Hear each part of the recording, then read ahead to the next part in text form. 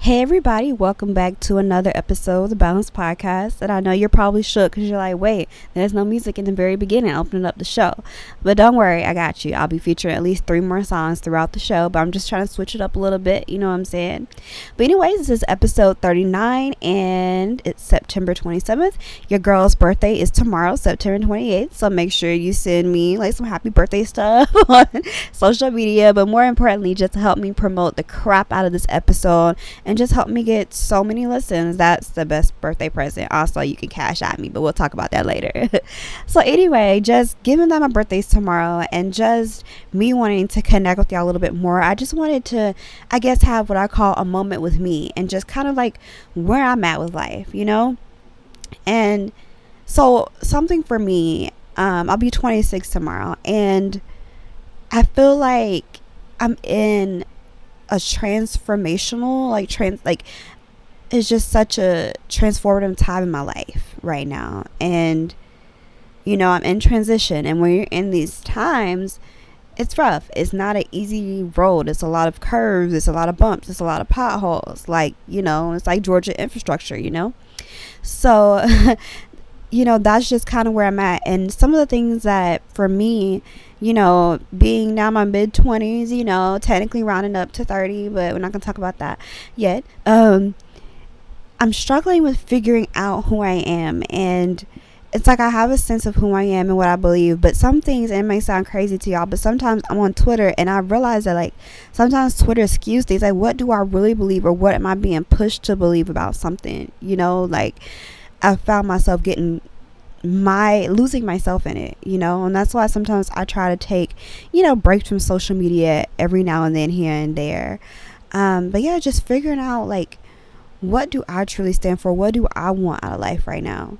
Because I can see people having, for instance, babies and relationships and marriage, but that's just not where I'm at. I want to be a mother. I really, really do. I truly do. But my patience level isn't there. I'm not willing to kill the bugs yet.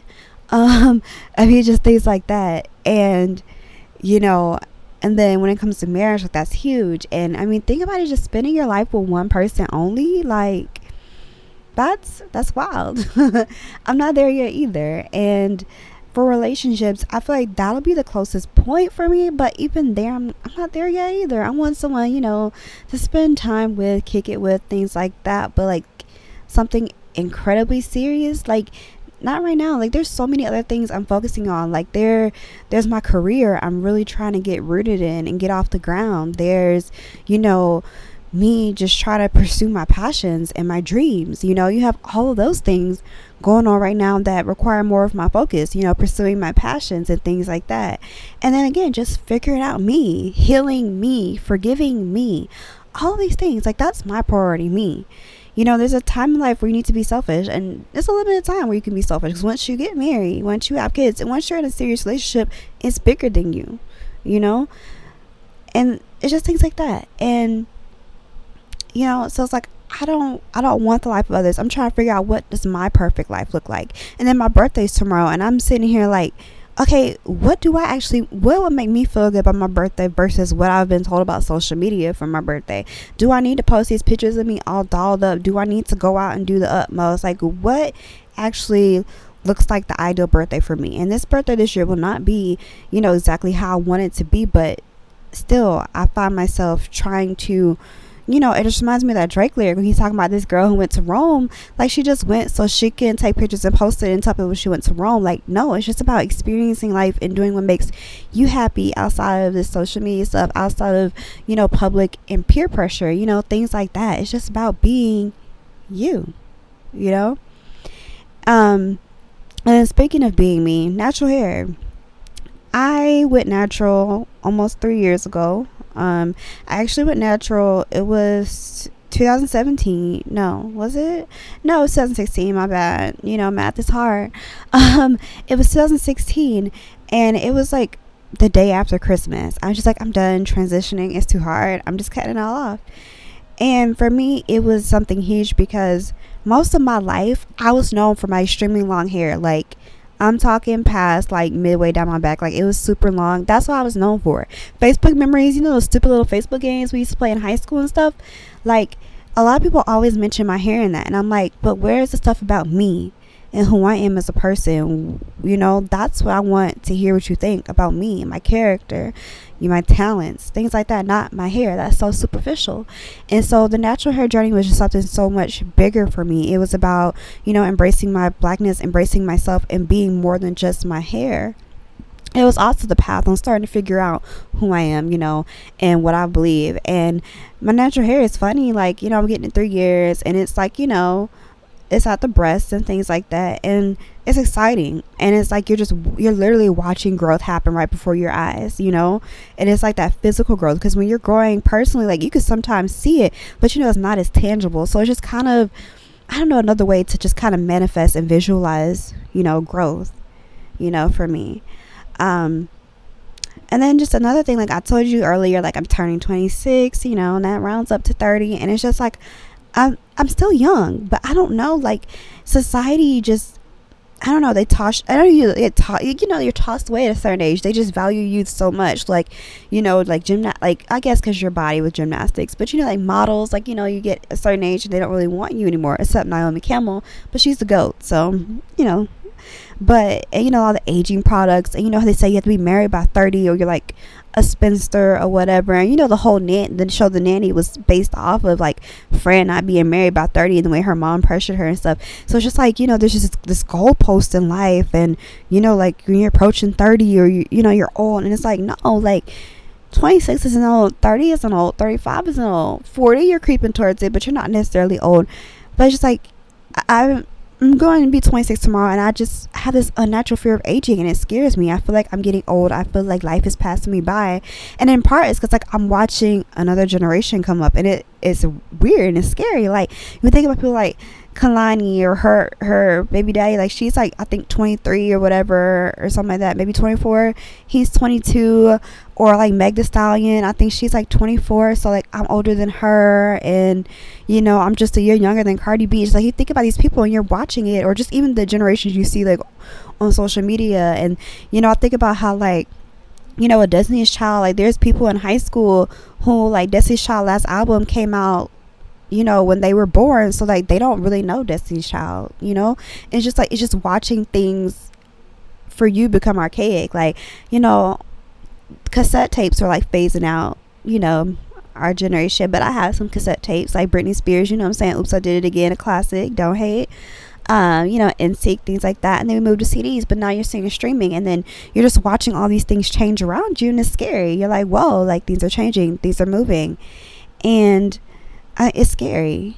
And and watching the music industry as a whole change, but that's a whole nother conversation. But yeah, it's just, I don't know, it's scary, but it's just also something to embrace, like growth. You get older, and hopefully if you're moving right and you're doing the right thing and you're keeping, moving forward, you're growing and changing, And I feel like when you get older, you just have, like, at least that's what I see, you have more self-acceptance. You aren't trying so hard to please everybody else. You're more secure in yourself, and to me that's exciting. That's something to look forward to. And more years, more life, more experiences, and hopefully I'm praying more that are better, that are good, that are positive, that are healthy, and also, like, you get older and your circle gets smaller. And for me, my circle getting smaller, but it's because I'm realizing things in the sense that a lot of my friends, and I'm using air quotes, they weren't really my friends.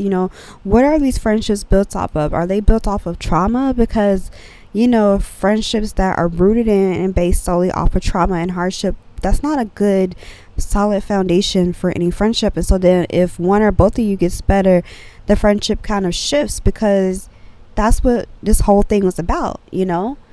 So you have to have a solid rooted foundation for a friendship, or like, do y'all really have anything common? Like, it's like just like a relationship, because friendships are a type of relationship, and I don't think people realize that you have to have a solid foundation for it. And I'm realizing that so many of mine aren't. Like, what do we truly have in common? What are our goals? What are our trajectory? What is our character like?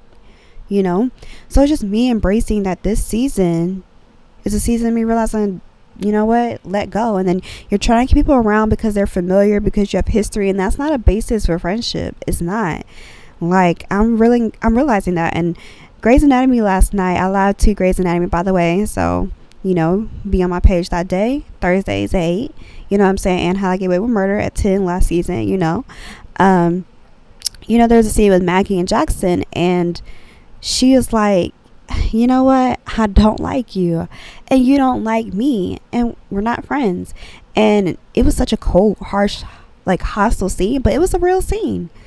And it's real stuff, because you realize, like, do I really like you though? Like, do you really like me? Like, do we have good conversations, fruitful conversations? How often do we talk? Is it like, what is the root? You always have to make sure that your root is good, or nothing great can sprout from it. Okay?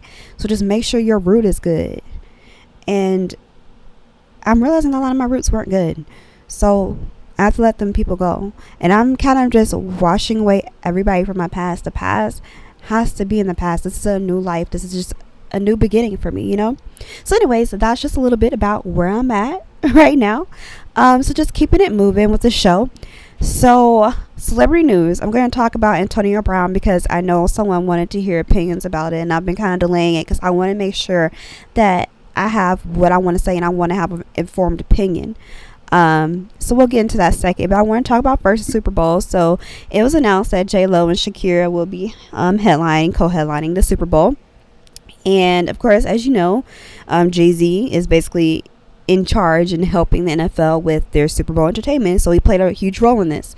My opinions, there's criticism, and you know, I can understand it. People are saying, you know, he's supposed to help uplift black artists and black entertainment, and he's bringing white artists. And people are like, oh, J.Lo and Shakira aren't white. Okay, let's talk about this. So there's a difference between race and ethnicity. You can be a white Latino. You can be like a white Hispanic. Your ethnicity has nothing to do with your race. They can be two separate things, just like nationality can be a separate thing, you know. They are in essence white. They have that white, you know, privilege. Is it as white of the privilege as someone from the mountains of Caucasus? No, but they have a similar privilege, and they exercise it in similar ways. If you look at voting patterns, they vote along white Republicans. So anyway, I get that.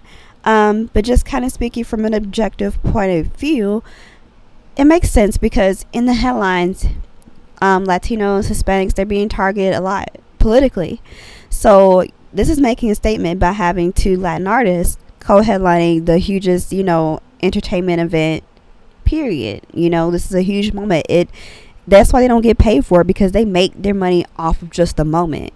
So, you know, it's good for the demographic. It's good for making a political statement in that way. And J.Lo, especially when she was black J.Lo, she had hits. You know, Ashanti might have sung on most of those hits, but, you know, nonetheless, they were hits. Shakira, she hasn't been popping as much lately, but I like her, so it's cool. I mean, I'm not watching NFL anyway, because, I mean, we're all hypocrites at some point in time. But I do try my best to stick to my beliefs and views, so I'm not going to support the NFL or football in that way, because, yeah, they're trash. I don't care what they're trying to fake do with Jay-Z or, you know, the entertainment. Like, the only time, again, that I'll break, you know, this and be a hypocrite if it involves Beyonce or Chloe and Halle or Rihanna, you know, times like that. But otherwise, you know, and it'll be really hard to do it then, you know, I might just catch it on YouTube, but yeah, I'm trying to stick to my stuff, so it doesn't really concern me. I'm just here to report and just offer real thoughts on it, you know. All right, so just moving on to Antonio Brown. So he was released from the Patriots. That's the most up-to-date stuff. He was like, oh, I'm gonna go to school or something like that, and he's like, I don't want to be in the NFL. But then I saw today, he's like, oh, actually I do want to be in the NFL.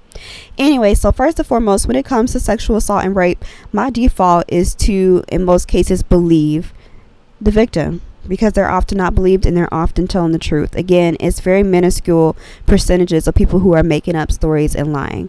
And there are times, again, where this very minuscule, but there are lies, and there's sometimes you can kind of feel that out. Like, Chris Brown is trash, but when that situation popped up with those girls and the whole jury and the watch thing, like, I believe Chris Brown for once. I knew, like, that just wasn't the true story. But anyways, like I said, my default is to believe the victim and everything like that. And I'm not going to say what did or did not happen, but again, I'm willing to give the victims, I'm willing to uplift them and give them their opportunity to speak and be real, and tell what happened to them and to believe them. And so anyway, I just want to give a little bit of background on Antonio Brown for what I read. And it's a really, really long article, which I think says a lot, on Sports Illustrated, where they collected all this interviews and information on him. And he just seems like a really sketch individual. So it's very possible. So anyway, former trainer Brittany Taylor alleged that she was a victim of several instances of sexual assault by him, including one in which he forcibly raped her at his residence in 2018. So again, Sports Illustrated, they conducted interviews with like 24 people who worked for him, coached, played alongside him, taken legal action, those who haven't. They reviewed police and court documents. They've, for jurisdictions ranging from Miami to Pittsburgh to Oakland. And he's accused of things, like aside from, the rape and sexual assault, accused of refusing to pay wages to former assistants and part-time employees. And he has a pattern of disturbing and bizarre behavior, especially with, conduct and other things. So anyway, just in June 2017, he was hosting a charity softball game in Pittsburgh, and he came across this artist in her late 20s. He liked her art, said, come to my house, do another painting, a mural for me. Cool. Everything's cool, right?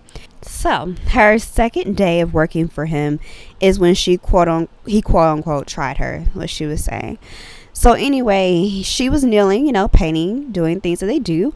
And she turned around to find Antonio Brown behind her, naked, holding a small hand towel over his genitals, his penis, and starts having a conversation with her. And, she said she kept it cool because she's been tried a lot, and that's just how it is in the industry, which again is sad that that's how it is. So anyway, everything ended abruptly when she kept it moving. And so anyway, the next day he told her he was headed to Miami, and she thought that she was gonna be able to finish the mural, and her social media followers were anxiously awaiting it. It didn't happen. He ghosted her. His assistants ghosted her. She got paid for her work, but otherwise nothing. So then moving on to the lawsuit. So according to her lawsuit, there were two instances. So the first instance, he kissed her and exposed himself kind of like he did with the artist while she was staying in his home in Pittsburgh in June 2017. And then he also later that month began masturbating near her without her knowledge and then ejaculated on her back. So then, according to the lawsuit, on May 20th, 2018, he forced her down onto a bed, pushed her face into the mattress, and forcibly raped her. So then, just kind of moving on to more of his history, police were dispatched to his Pittsburgh area home on domestic disturbance calls 3 times in the last 4 years. Charges were never filed, but each incident involved his longtime girlfriend, Chelsea, the mother of 3 of his 5 kids. But, she accused him once of throwing a bottle of cologne and a bottle of lotion at her during an argument before he left for a preseason game. But she was hesitant to pursue charges for fear of affecting his career. And that's a lot of things that happen. We don't want to affect a black man's career. We don't want to tear him down. And we sacrifice ourselves. And that's not good. It's not healthy. So anyway, January 18th, he had a daughter with a woman named Wiltress Jackson. And they were involved in a domestic dispute at the house. Cops were called then.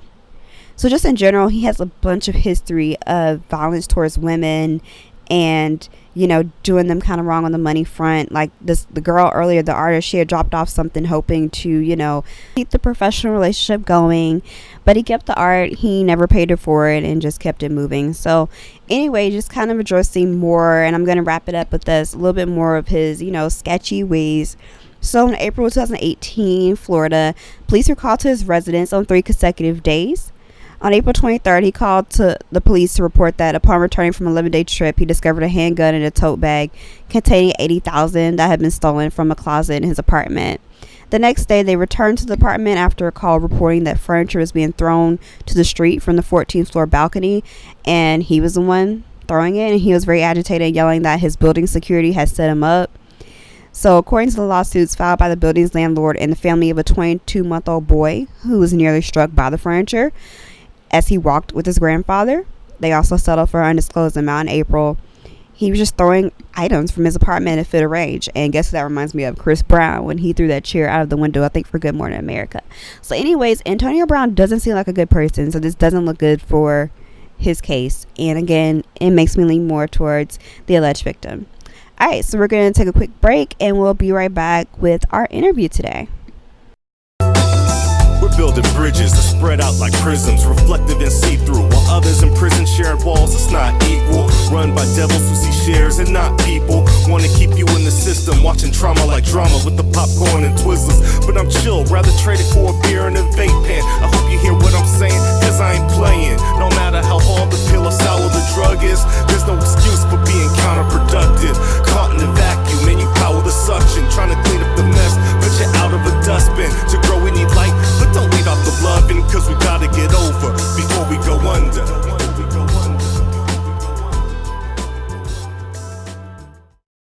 Hey everyone, we're back. And today I'm joined by Gené Hunter, someone who inspires me in so many ways, especially in regard to my passions. Yeah, girl. Thank you for joining us today, Gené. Hey, thank you for having me. Oh, that's so sweet. Like, I'm for real. But yeah, so we're just going to go ahead and jump on in. So, what inspired you to be a journalist? Oh my God. Honestly, I didn't really know what journalism was until like I hit like high school, like after I moved up to Gwinnett. So really, I was heavily inspired by Lala Anthony. I used to watch like TRL all the time after school. I remember like being in elementary school, and I would run home, and get home and like turn on the TV, and I would just see her like holding this mic and like talking to people, like just I don't know who these people were, whatever. And she just Yeah. was having such a good time. And I was like, I don't know what this is, but I'm gonna do that. And I mean, I just always loved like the entertainment space because like I grew up with my dad doing music and things like that. So I always like wanted to be center of attention, honestly.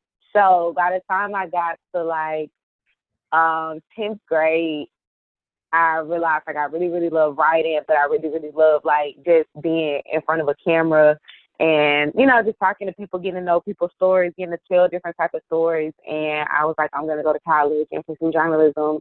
And then I'm going to somehow, some way, be on TV at some point. Mm-hmm. And you're well on your way to being Lala. So you got this. Oh, Like, thank you so much. like I'm like, y'all, like I watch her so much and she's just constantly grinding, constantly working, and she's just putting out great content. So like y'all Thank check her you. out. You're welcome. Oh, thank you. So like having like a niche is important. And yours is like, entertainment and lifestyle. So what made you go in that direction? I know you talked a little bit about Lala and TRL, but just what else kind of made you go in that direction? Yeah, just really like it was just more fun and personable for me. I always wanted to go into entertainment. I thought I wanted to be a singer when I grew up. I was like in singing lessons, I did chorus and all of that, but I wasn't passionate about it. It was just like something, that I could do. Yeah. But it wasn't anything that I was like, okay, I really want to do this. Like I quit singing lessons like in the middle of the week. I was like, I'm not going back. Mm-hmm. But yeah, so I was Got like you. I just like really love entertainment. But as I got like a little bit older, I really like went back into the lifestyle space because I realized like lifestyle can be very, very broad. Mm-hmm. And for me, there were just like specific things that I love to talk about and I love to do, which was my hair, makeup, get dressed. Like my style is constantly like developing. And really just like those everyday conversations that I have like with my friends or even just like other women, especially online. I was like, it's so much that we have to talk about, that we don't really talk about. A lot of publications, they constantly, you'll see like 10 big name publications push out the same article. And it's like, there's so much more that's happening though. Absolutely. So I was just like, okay, this is like what I like. This is what, when I talk about certain things, I saw that like when I was posting like different pictures of outfits or posting about my hair, like I love ponytails. Like that is literally a signature thing now. And, just certain things I realized got a lot of engagement, or I was able to spark a conversation off of those different things. So, I mean, just knowing one, what people want from me, what, what I talk about and what I am interested in, like on a daily. So I just, really kind of locked in on that. Hmm. Absolutely. And so, like, the show is called The Balance. So, just how do you balance your 9 to 5 and then your journalistic work? Oh my gosh. Okay. So I actually just got my first, like, I call it my big girl job. So I graduated December 2016 and I was freelancing um, straight out of school. So I actually never worked a 9 to 5 or whatever. Like my whole life really was like journalism. Hmm. So I got my first 9 to 5. When did I start working? The end of April. So like April 29th, that's when I started. And I mean, I'm still like in content writing.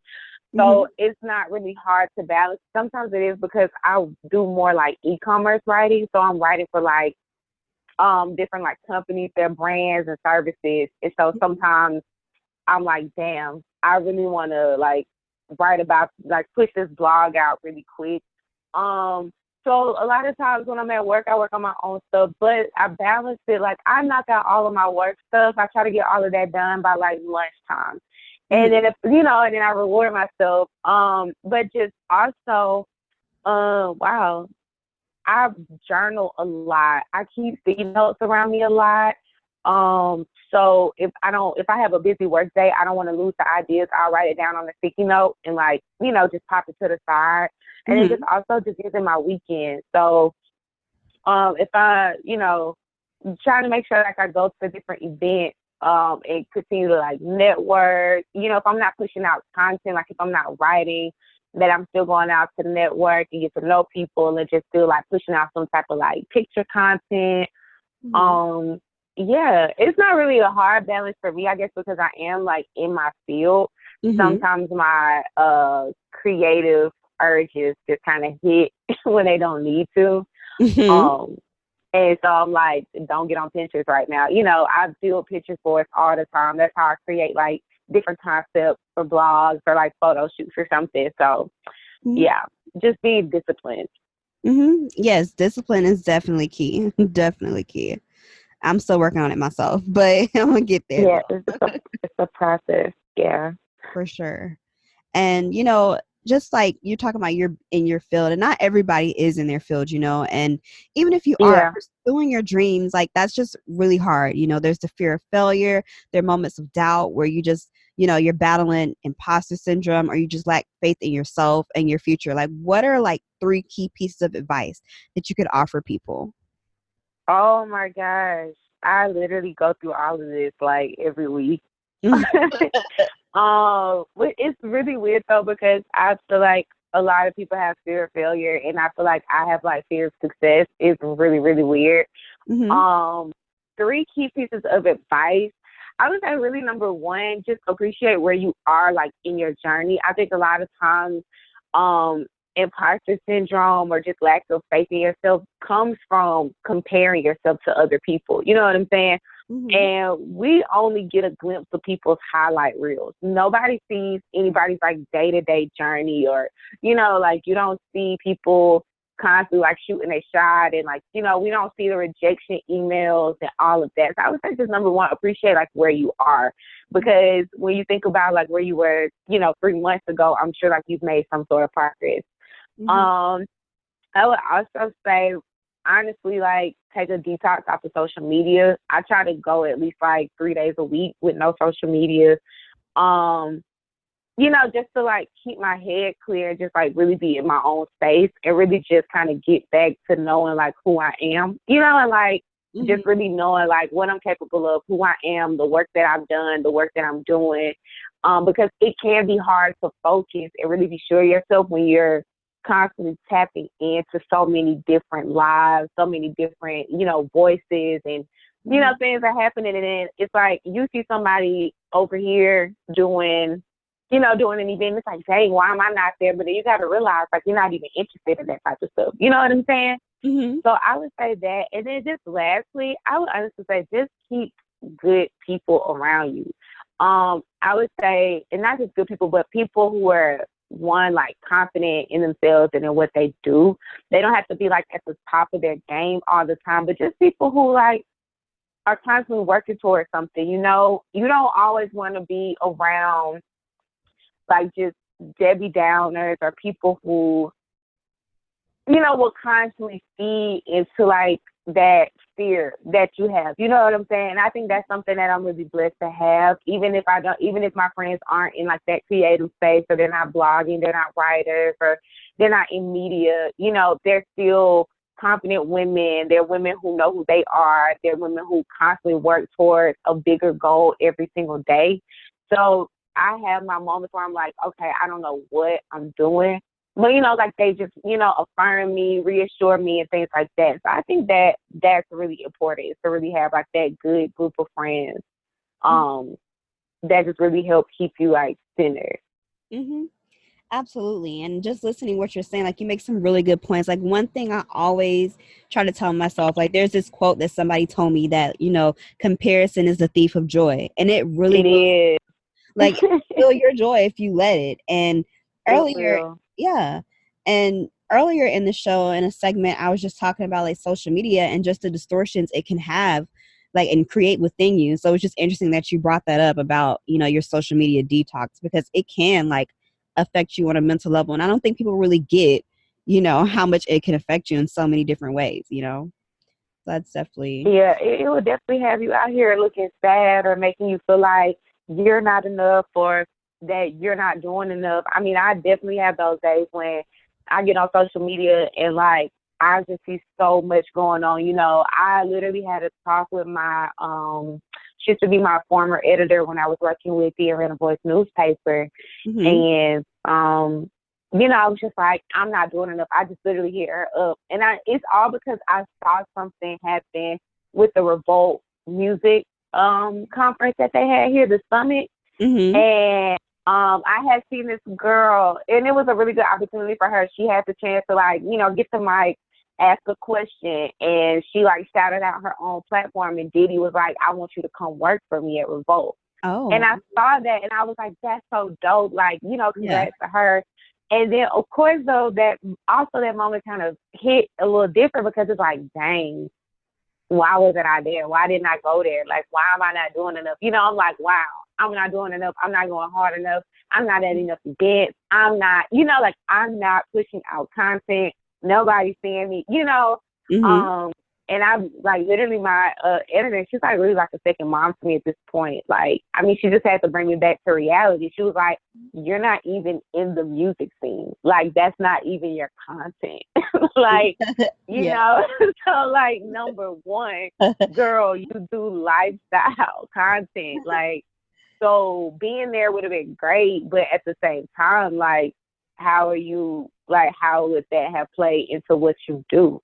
You Mm-hmm. know, so yeah, that was a moment. I mean, and she told, you know, just a few other things, just like you don't always have to be everywhere. And I think that's the thing too. We start to like feel like, you know, we're down in ourselves, because I feel like we feel like we have to be everywhere, and we have to be doing everything, and every single day we have to be doing something.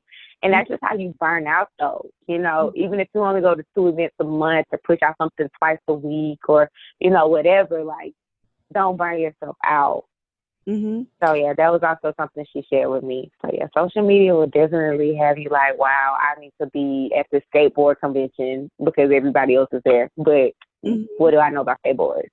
Yeah. And, like I was reading an article the other day, and it talks about like millennials, like we just have this, this mentality, like, in part due to social media and just all the kind of advances around us, that we just have this fear of missing out, like this fear that we need to be doing more, constantly going, and that we live Mhm. like almost like a perpetual state of fast forward. But it's like we need to just slow down and just, realize it's okay not to be everywhere at once, and you are doing enough, things like that, because it's something that I struggle with too. So just listening to you, like I'm like, yeah, girl, I feel you. Like I identify, Girl. with everything. Yeah. Yeah. It gets really, really, really real. FOMO is definitely a thing. I suffered from it. I am recovered now. I've gotten a lot better with it. I really used to feel like dang, I miss it now. But I think now you just gotta also keep that mindset, like, I mean, shit, if I'm not there, it ain't a party, you know? Like, Yeah. it's just like, Yeah. you really have to flip it sometimes. I mean, whatever makes you feel better. But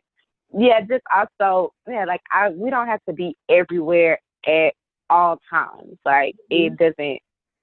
So, anybody listening to this, I mean, you got it, honestly. Don't compare your step 3 to somebody else's, like, step 10. It's something like that. Yeah. Something. That's I'm going to come back and fix it. No, but that's a good quote though. Like that really is. Like, don't compare your step 3 to someone's 10, because I think it's important. Like, we see somebody else and we don't, again, we're not thinking about the in between. Again, we only see the highlight reel. We're not seeing their step 1 through 9. Like, you know, so yeah, it's very important. Yeah, totally. And so just kind of before we wrap up, like, I know you mentioned, like, you know, getting your first big girl job and things like that, but in terms of, like, you know, current projects or past projects, are there some things that you're really excited about, some things you want to highlight? Oh my gosh. Wow. Right now, I won't call them projects. I am getting ready to introduce more like style posts into my blog. So I'm actually really excited about that, because that is like one way that I've been like kind of shifting my confidence. It's just really like caring more about my appearance, like how I dress and things like that. And I also I thrift like all my clothes. Like 95% of my clothes are like thrifted. So I'm really like excited to start sharing that. So I'm actually collaborating with a friend of mine who's a stylist, and we are putting together, she's going to help me do my article. It's going to be about how to style your oversized blazers for the fall. So I already have my blazers. I got one for 25 cents, and the other one is like $2. And they are literally like the cutest, poppinest things. And I'm also gonna be doing linking up with the girl that does my hair. Shout out to Vicky. We're gonna do I call it Ponytail Palooza. So she's actually creating like a custom like ponytail piece for me, and we're gonna film her styling it in like 3 different ways. So I'm gonna let her like kind of freestyle them or whatever. But those are like 2 big things that I'm really excited about, because I love getting dressed and I love hair, all of that. So yeah, and I want to get ready to start introducing like events and really just building up more community amongst like lifestyle bloggers and things like that, because it can, you know, be easy. Like, it's easy to start feeling lonely or just like, wow, especially when you don't have friends that kind of do what you do. They're very supportive, but it's like, okay, but sometimes I need people that understand like why I'm so passionate about this over here. So I'll be getting ready to start some stuff like that, and that's really it for me, I guess. Yeah. But I mean, you're saying that's it. Like, you only said like a little minuscule thing. Like, I think you're doing a lot. Like, you're doing a lot of work. Like, this sounds so interesting, so popping. So I'm like, girl, don't even in the slightest way. Thank you. Yeah, absolutely. But yeah, like, I just really want to thank you, you know, for appearing on the show today. And I really feel like, you know, once this episode comes out and everybody's finished listening, they're really gonna love this segment. I feel like thank you for having me. Yeah, absolutely. But yeah, I feel like they're really gonna love it, and they're really gonna connect, you know, just not only to things that you're saying, but to you. So definitely, like, again, just thank you so much. Thank you, my heart. Thank you so much. Seriously, thank you for having me on here, just for continuing to like push out good content, good conversation.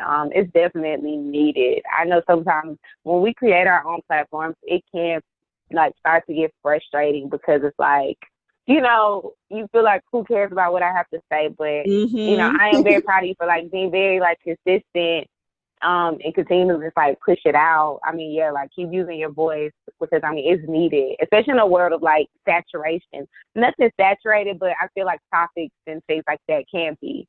So I love that. Thank you. Thank you so much. We're going to take a quick break, y'all, and then we'll be right back.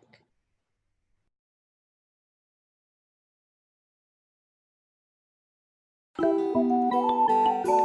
nah, nah. Hey, I got bitches on the east and on that west side. On that west side. I got bitches on the east and on that west side. test ride. She said, can I get the keys to the Tesla? Now we headed from the east to the west side. Car ain't got no key, you know that bitch, you push the start. We can take a trip, we can go wherever you want. She asked where to, I told her just follow your heart. We can take it slow, speed it up and take it far. She asked me what's on my mind, I said I'm living in the dark. And if I'm being honest, I think I'm falling apart. I've been trying to find myself, but I just don't know where to start. And I've been trying to talk about it, but I really rather not. I can't get away.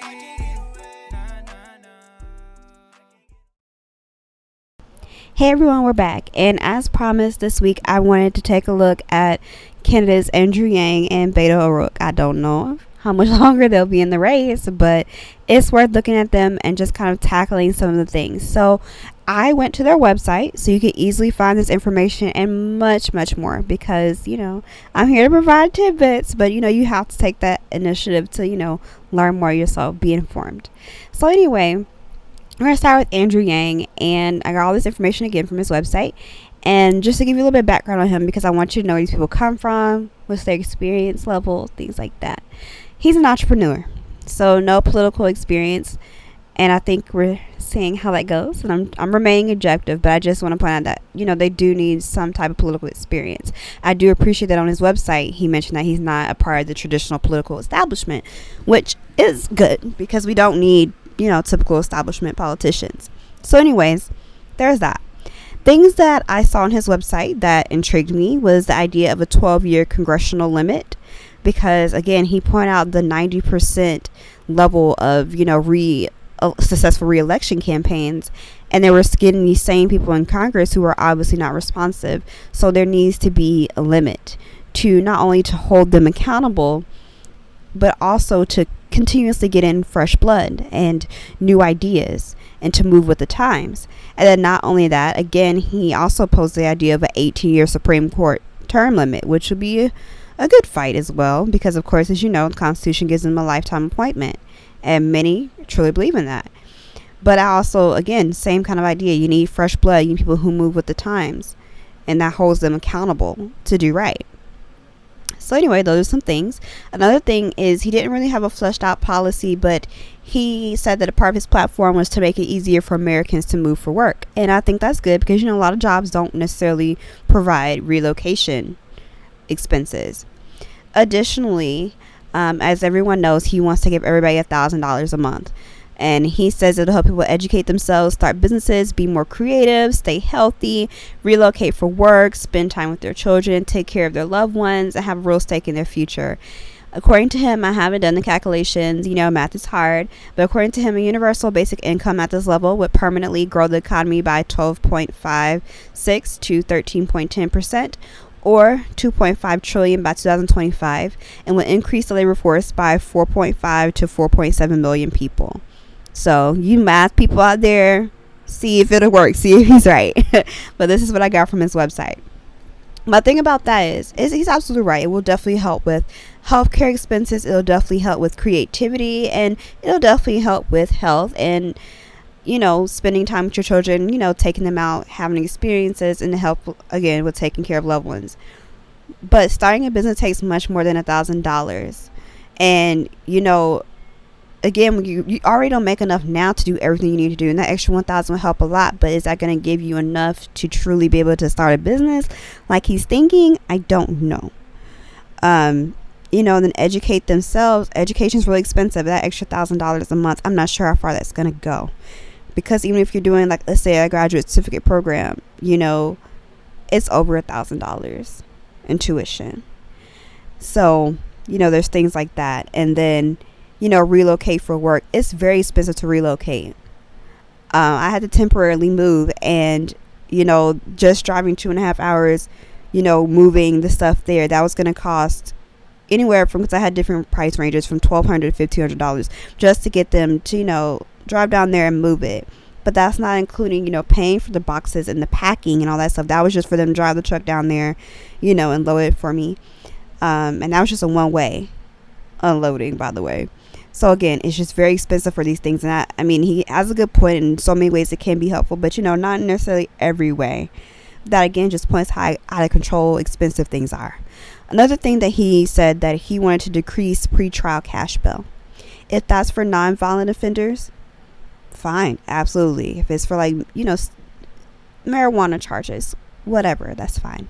But if he's trying to eliminate that completely or decrease it completely across the board, including violent offenders, I'm not saying that's what he's trying to do, but if he is, that's not cool. It's not a good policy.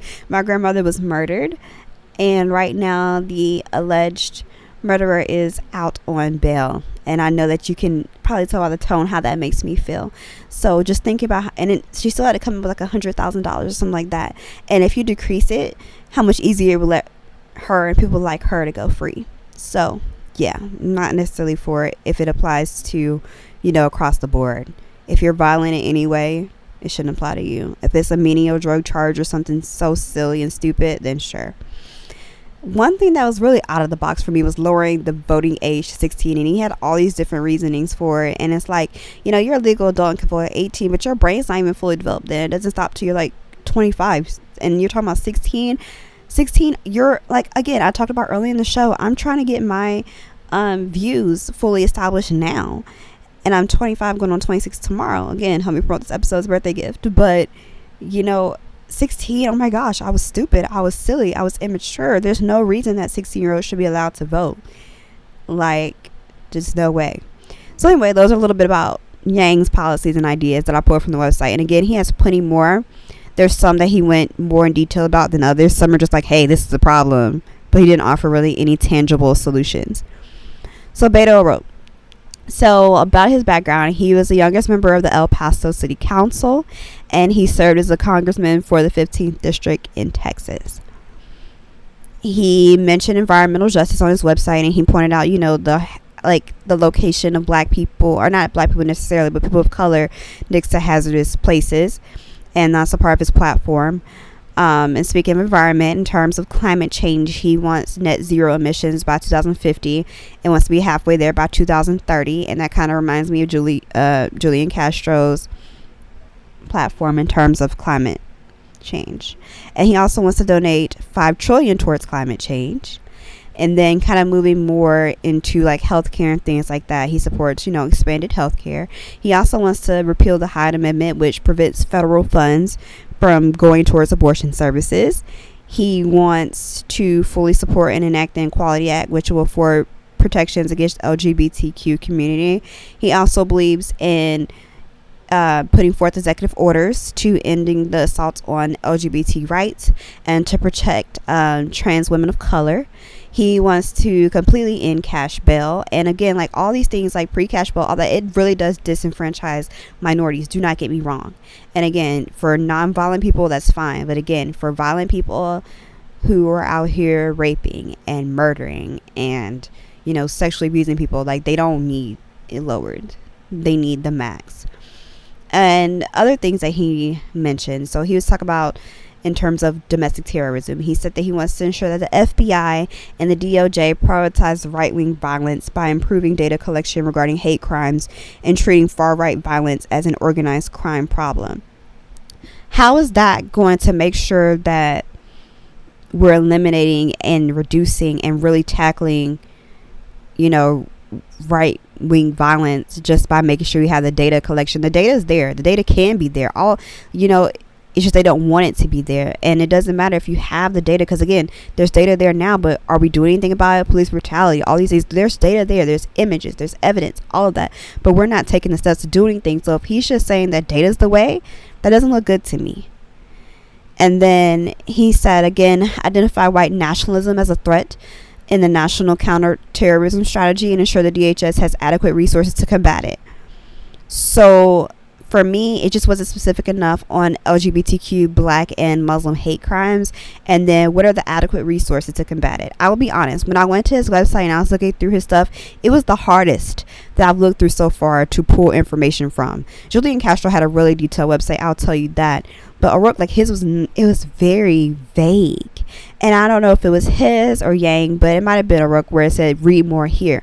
But when you're trying to reach an audience, they're not going to go and click this link to read a whole bunch more. You need to hit the fine details, the important details right there on that page. So to me, it doesn't show strategy on his end.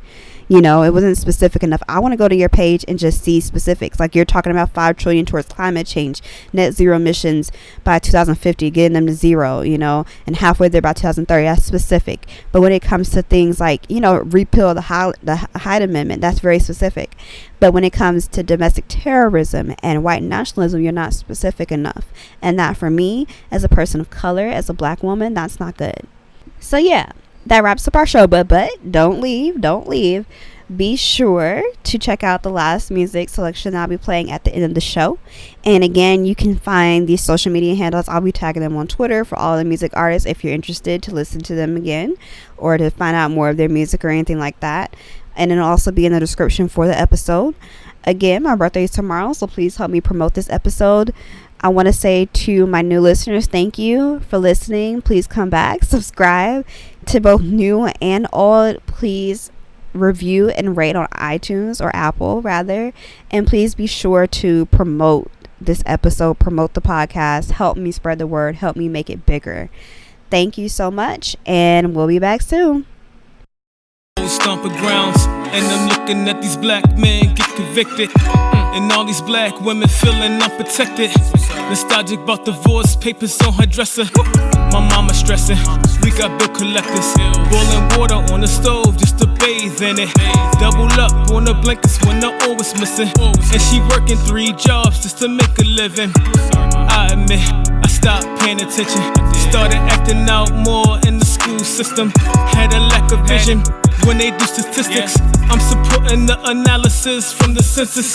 Yeah, they said the kids gotta suffer too. Through the years as a kid had to suffer through. They said the kids gotta suffer too. Through the years as a kid had to suffer through. They said the kids gotta suffer.